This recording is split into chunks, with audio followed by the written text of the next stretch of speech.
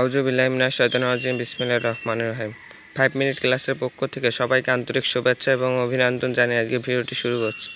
তো আজকের এই উচ্চ মাধ্যমিক এইচএসসির সময় পরীক্ষার সময়সূচি বা রুটিন, তো এটা আপনারা খুব সুন্দরভাবে দেখে নিন। আমি একটা পর্ব হিসেবে কোন দিন কোন পরীক্ষা, কোন দিন বন্ধ আছে এটা সবাই জেনে নিন, না হলে আপনারা অনেক সমস্যায় পড়বেন। রুটিন না জানলে আপনাদের অনেক সমস্যা হবে। তো আমি একটা পার্ট করে দিয়ে দিয়েছি। তো আপনারা দেখতে পাচ্ছেন অল্প অল্প করে কিছুক্ষণ রেখেছি, আবার আমি যেটা পর্যন্ত যে স্থানে শেষ করেছি তারপরের স্থান থেকে আমি আবার দিয়েছি।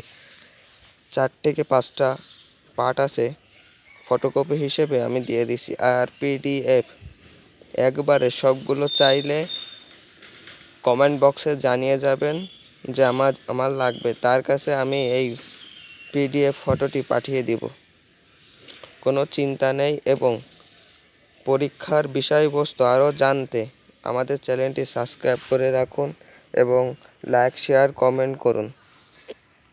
এবং ফেসবুকে থেকে দেখে থাকলে ফেসবুক পেজটি ফলো করে রাখুন।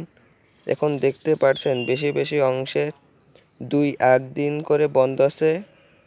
যদি রবিবারে হয় তাহলে সোমবার বন্ধ, তারপরে বুধবারে পরীক্ষা।